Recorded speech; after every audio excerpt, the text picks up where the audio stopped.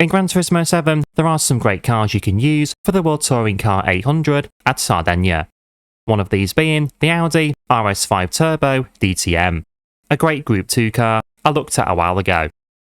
And from DTM to Japanese Super GT.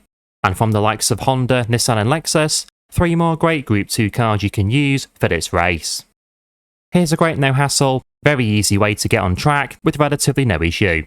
With 3 very easy cars to obtain, build, set up and race, and in doing so, earn around 1.5 million credits in 50 minutes on GT7.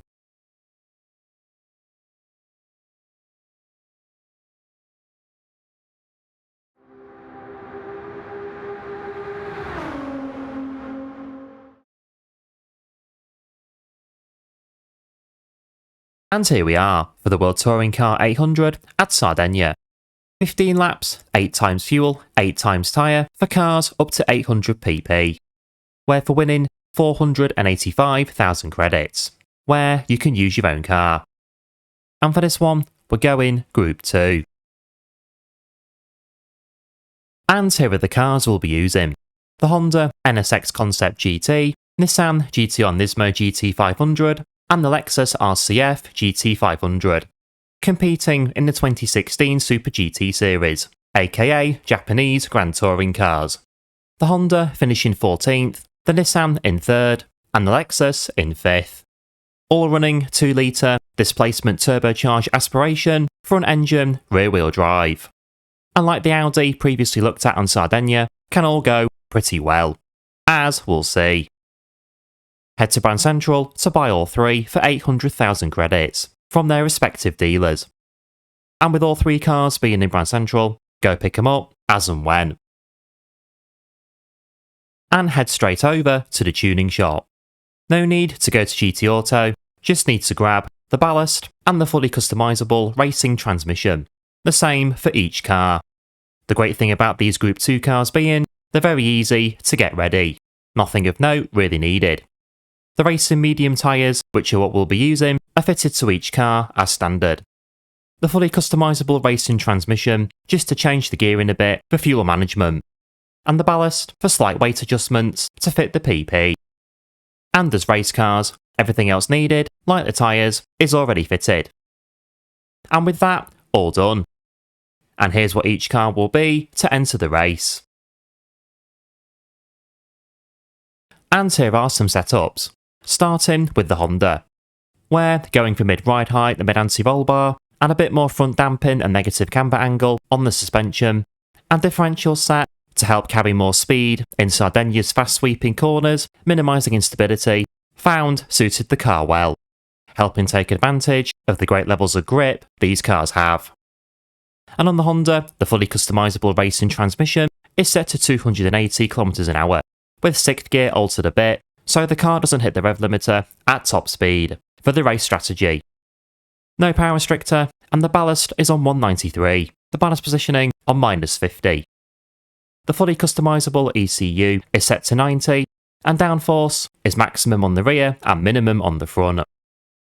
And with brake balance on -3, that's the Honda on 799 pp, 543 brake horsepower. Meanwhile, the Nissan near enough mirrors the Honda suspension, with more or less the same settings. And differentials again set to help take advantage of the grip you have in these cars in cornering, the same as the Honda, as both are near identical.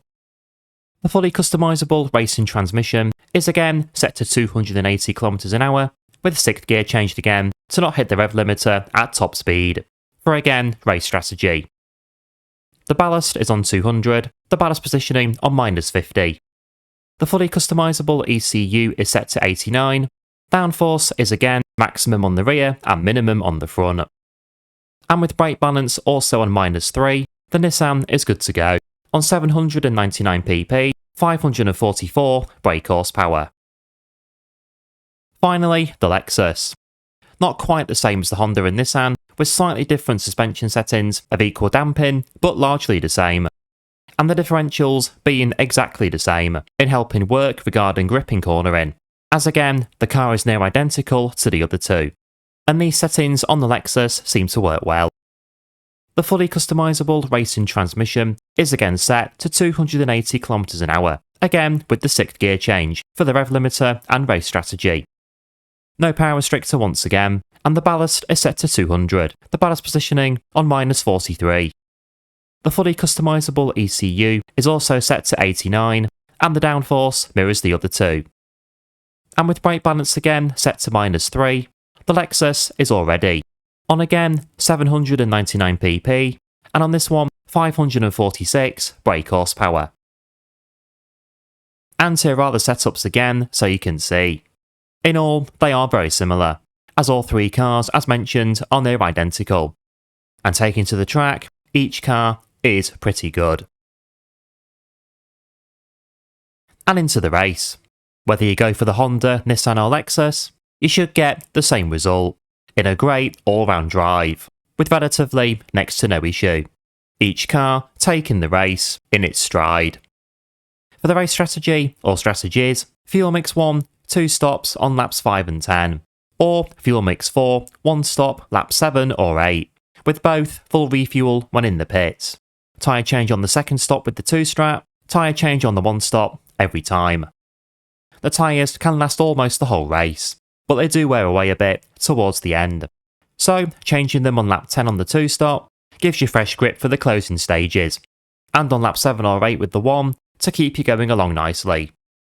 Either way you decide to do it, you'll cruise round to a very convincing result. The car's handling great, with great levels of grip and loads of downforce, keeping you planted to the track the whole time. The overall drivability on each car shining through as the race goes on. The thing with these Group 2 cars, foot down all the way, right the way through to the checkered flag. The Nissan GT-R Nismo GT500 finishing first in 25:10, averaging high 135s a lap, fastest lap of 135.476, followed by the Lexus finishing in 25:14, averaging mid 136s per lap, fastest lap 135.930, and the Honda finishing in 25:16, averaging also mid 136s per lap, and a fastest lap of 135.832. Each race running on the 2 stop, finishing times all very similar, and on the 1 stop equally so, albeit a bit slower. The win in each car never in doubt. And with that, with the clean race bonus, that's 727,500 credits, meaning in around 50 minutes, that's around 1.5 million credits, just short of 2 million in an hour. The clean race bonus a near guarantee every time. And there we are. 3 great Group 2 cars you can use for the World Touring Car 800 at Sardegna. For no hassle getting to the race as quickly as possible, this one has you covered. Each car being so similar to drive, you can chop and change whenever and still get the job done. And using them, earn lots of easy credits in this one. And if you enjoyed the video, don't forget to like and subscribe, and I'll see you in the next video, or live stream. Thanks for watching.